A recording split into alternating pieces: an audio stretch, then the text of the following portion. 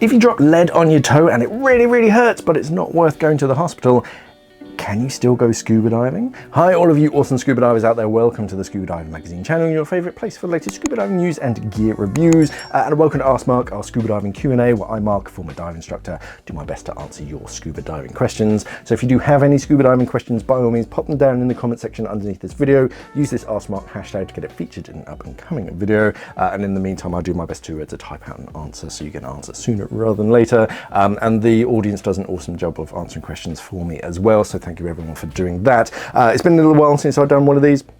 I've had a lot of sponsored content and equipment videos that have been bogging me down that I had to film. But yeah, I'm hoping to get back into the swing of things in the new year, and I'm also hoping to do like a monthly compilation of these. Someone years and years ago asked if I could, because I used to do like 5 questions to a single episode before I started to expand into like 1 episode per question. And so yeah, I'll probably try and like compile them down to 1 long-ish video a month. I'll still upload them like once a week, but the longer compilation I'll do at the end of the month. Don't know. I'm going to see how that works. If it does, great. If it doesn't, whatever. But yeah, today I'm answering a question from Rudiger B, all about if you drop something on your toe and yeah, it really hurts, but it's not awful bad, it's not broken or anything, can you still go scuba diving? So Rudiger B says, I hope you can, or may, because medical question, help here. Situation, dive buddy on liveaboard falls over his tank when assembling his equipment and hits his big toe. He could no longer do this particular dive because of the pain. However, he then got a bloodshot toe, not broken.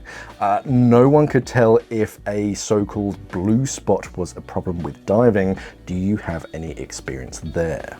Yeah, so as you say at the beginning, I'm not a doctor. This doesn't count as medical advice. I have done some pretty advanced first aid courses, and I've taught a few first aid courses, but yeah, I'm not a doctor and I don't know all the ins and outs.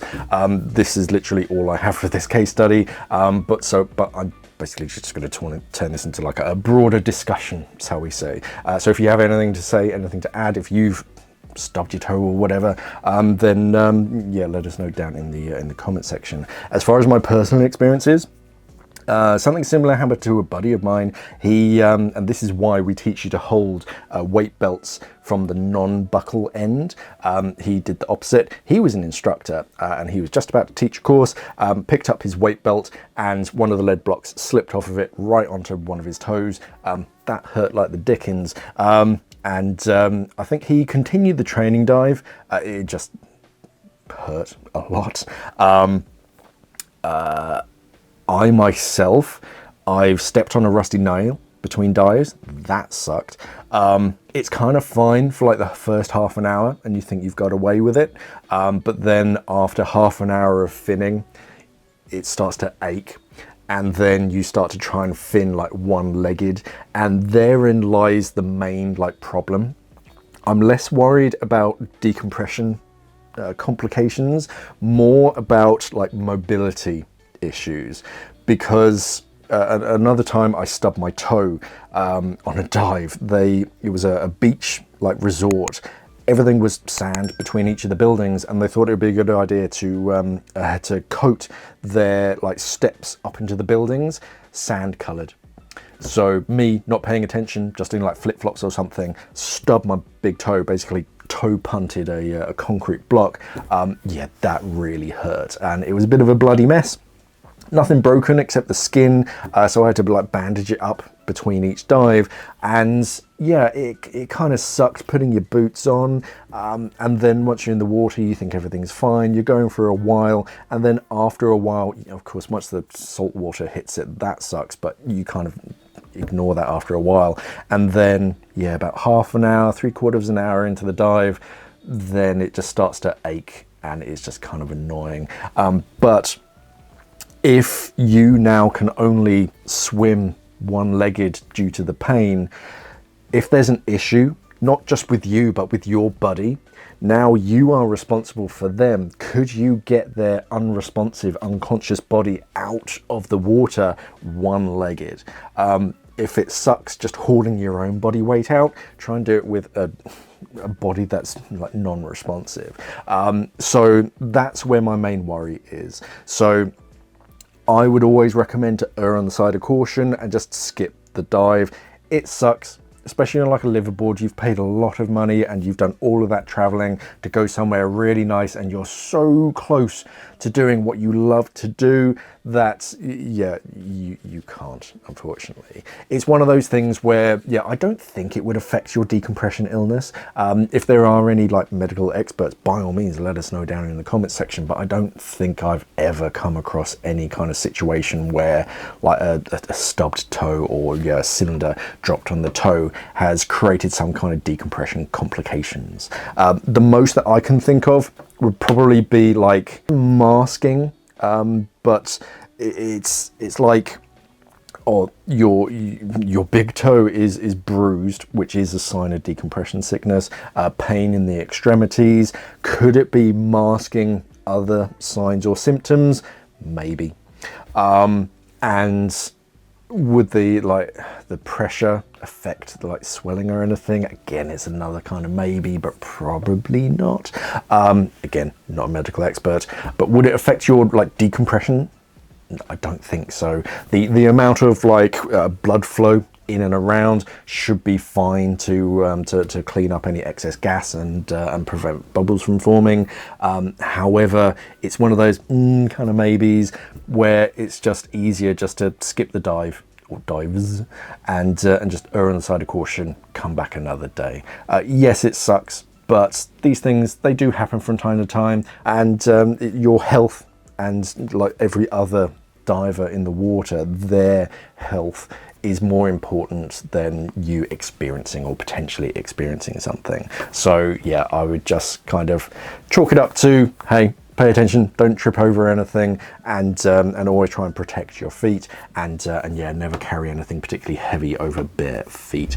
Yeah, I've seen plenty of like bumps and scrapes and things, cuts, plenty of those whilst teaching and diving. Probably a few bruises and stuff, but and yeah, things dropped on toes is fairly common. It's quite often your mask, unfortunately, because they are quite brittle. And second stages just love being in the run place where a cylinder falls on top of them, and a lot of them are just plastic, so yeah, just do be careful with them. Make sure your cylinders are really secure, and yeah, you have your sea legs before you start moving heavy objects. But yeah, if you do have those kind of like small injuries, nothing worth like going to hospital over.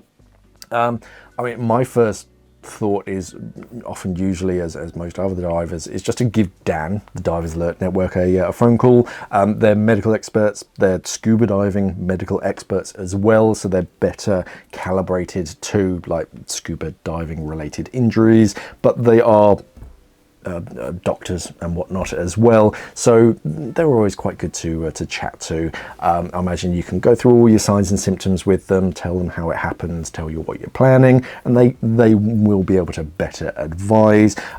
Me personally, I kind of have to advise to err on the side of caution and skip the dive, because you can always come back at a later date. But me personally, I have done dives with injuries similar to that on my foot. Not quite as extreme as things all turning blue and whatnot, but yeah, certain holes in my feet, and I've continued on dives. But yeah, you think it's worth it, but then after half an hour, all you can think about is that hole in your foot, and getting out as well is you've got to sort of climb out of that ladder on the toe, and then you've got to pull the boot off. That's quite tough. So yeah, you do need a certain either pain threshold, or to just be humble enough to say, you know what, I'm just going to skip this dive and just live through your photos and videos. I'll do surface support, and I'll help you to like, put your BCD on and off. But yeah, any other like advice from any medical professionals, by all means, let me know down in the comments below. As I said, yeah, I'm not a doctor. I've done some first aid courses in my time, but yeah, that's kind of the limits. But yeah, if you do know anything more about this kind of subject, by all means, let us know down in the comment section, along with any like ailments that you've come across. What's the worst thing that you've done to yourself, or someone else, or something else has done to you during a dive trip? Let us know down in the comment section. I think the worst I've ever seen, or actually no, the worst I've ever been told about was a buddy of mine on like 3 seconds after doing the dive boat safety briefing, telling people to be careful on like ladders and things because it can be quite slippery, slipped and basically landed on one of the runs on his nose. I don't think it broke his nose, but it messed it up. Tried to go on a dive, got down to like 2-3 meters, tried to equalize. That wasn't happening, so he just got out of the water, and that was it for the rest of the trip. It sucks, but hey, it's better to stay safe and not further injure yourself, just in case. Anyway, that's it for this video. Thank you for watching, everybody, and if you do have any questions, by all means type them down in the comment section. Use this @SmartMark hashtag to get featured in an up and coming video. Otherwise, don't forget to like, share and subscribe. And thank you for watching, everybody, and of course, safe diving.